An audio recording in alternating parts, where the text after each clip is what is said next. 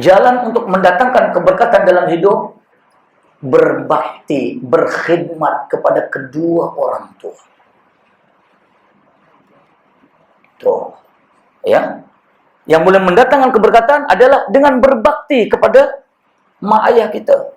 Itulah dalam bahasa orang kita nih, keramat hidup. Tuan-tuan tak payah cari tempat-tempat keramat. Mak bapak itulah keramat hidup kita. Walaupun tuan-tuan gaji tak banyak, bagilah 10 ringgit ke 50 ringgit nih bang. Ya. Abang ni gaji tak banyak bang, ni 50 ringgit ke. Insya Allah berkat. Ada apa-apa orang tua perlu khidmat kita. Bismillah, tinggalkan kerja khidmat pada orang tua. Anak kalau ada orang tua, dah tak ada orang tua. Yang boleh mendatangkan keberkatan hidup tuan-tuan dalam dunia ini, berbaktilah kepada kedua orang tua. Tolong ingat, catat kalau perlu nih. Kita hidup siapa kita carikan? 3 saja. Kita nak cari hidayah, Allah akan turunkan rahmat, Allah tambahkan berkat. 3 tu. Ingat bulan yang lalu kalau tuan masih ingat. Kita hidup ni 3 benda. Cari hidayah Allah, akan turun rahmat dan kasih sayang Allah, akan bertambah berkatnya hidup. Kita sudah bincang berkat itu apa pada bulan yang lalu.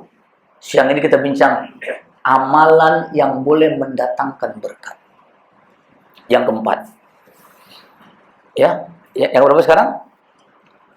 Yang kelima. Nah, apakah amalan yang boleh mendatangkan keberkatan? Yang kelima, ringan tulang, rajin menolong, suka membantu. Tuh, ya. Artinya gini, macam mana? Kalau kita hidup nih ringan tulang, suka tolong orang, suka bantu orang, nanti mungkin orang tuh tak tolong kita. Insya Allah keberkatan Allah akan tambahkan kepada kita. Insya Allah. Ya, contohnya apa? Minta maaf tuan-tuan, anak kerja, ini aja lah kerja. Ada, tak ada. Ya, tuan-tuan kalau seminggu tak kerja pun tetap ada juga.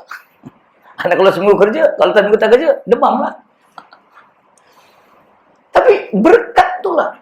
Kita berkongsi ilmu dengan orang. Mungkin orang tak beri pada kita, tapi insya Allah dengan asbab kita menolong orang, membantu orang, memecahkan masalah orang, apapun yang orang perlukan, tuan-tuan kita tolong orang, insya Allah Allah akan tolong kita dengan diberikannya, bertambahkannya keberkatan dalam hidup. Yakin tuan-tuan?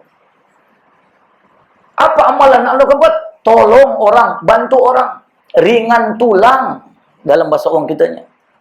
Wallahu fi aunil abdi ma kana al-'abdu ala auni akhi. Allah akan tolong manusia selagi manusia ringan tulang dengan sesama manusia. Tuh janjinya Allah.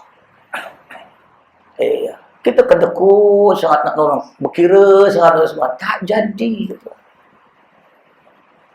Itu yang kelima. Yang keenam, apakah amalan untuk mendatangkan keberkatan? Yang keenam, jaga silaturahim, jaga hubungan baik. Nama Nabi sebut, man arada ayyatula lahu fi umrihi au yabsuta lahu fi rizki. Riwayat mengatakan au yunshi'a lahu fi asarihi falyasil rahimahu. Barang siapa yang ingin dipanjangkan umurnya, apa? Tuh. Kemudian diberkati rizkinya, disehatkan tubuh badannya, jaga silaturahimnya. Tuh.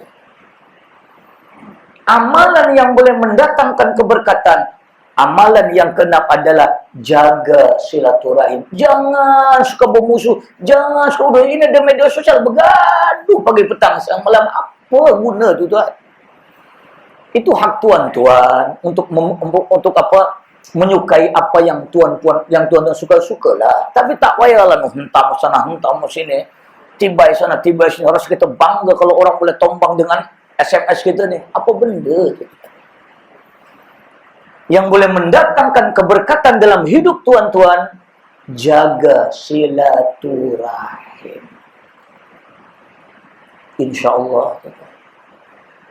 Yang jadi masalah kita ni semua nak menunjuk Power Ranger masing-masing. Ya semua tak ada yang power. Coba ngalah tak apa kau menang tak apalah, aku kalah tak apa. Yang pasti aku macam ni. Itu je. Ini bergaduh bendera ni tak katam-katam. Dari pilihan raya jumpa pilihan raya tak katam-katam aja benda ni. Kan buat musuh je tuan-tuan. Memanglah tuan-tuan tak nampak lah orang tu. Tapi kan kadang-kadang bahasa yang terhambur dalam media sosial. Ya Allah, ya Rabbi. Kita baca pun kadang-kadang tak larat nak baca tu. Padahal Nabi sebut pada kita, kalau nak diberkati hidup kita, jaga silaturahim. Apa? Tuh. Irhamu man fil ardi, yarhamkum man fis sama. Kamu jaga silaturahim makhluk yang ada di bumi, nanti Allah akan jalinkan silaturahim dengan makhluk yang ada di langit. Tuh dalil yang lain. Yakin.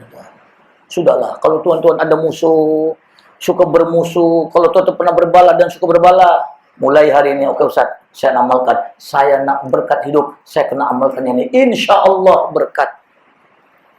Itu amalan yang keenam. Yang ketujuh. Ya.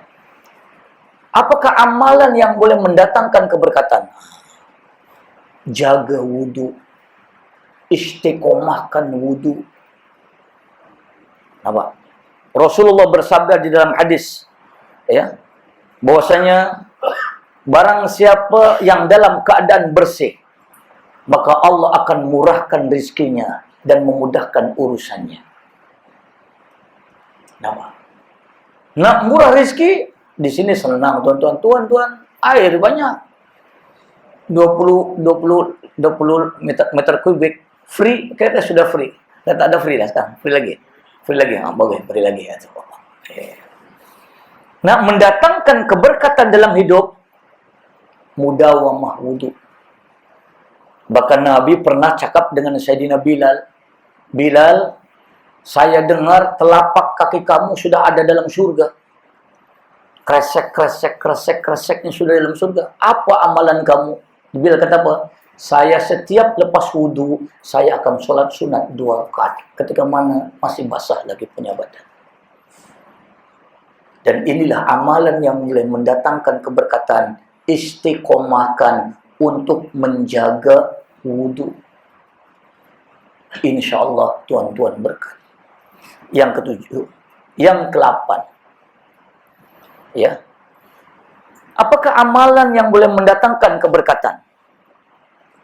Amalan yang ke-8 yang boleh mendatangkan keberkatan adalah dengan memperbanyakkan, dengan menambahkan sedekah. Coba kita buat. Memanglah secara kuantiti, kalau tuan-tuan sedekah, kuantiti itu berkurang. Tuh.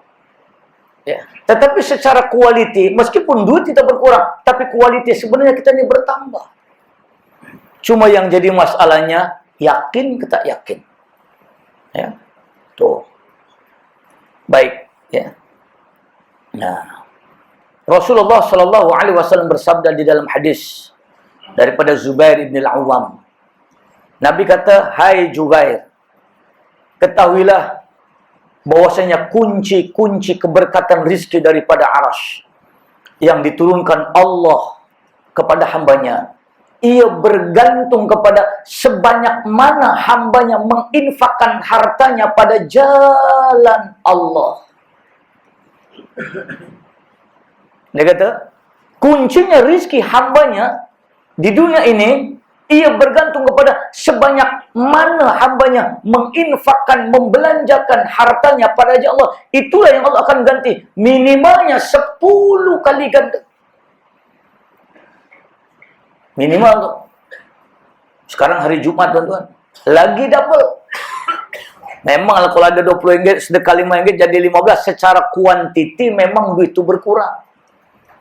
Nampak? Tuh. Ya.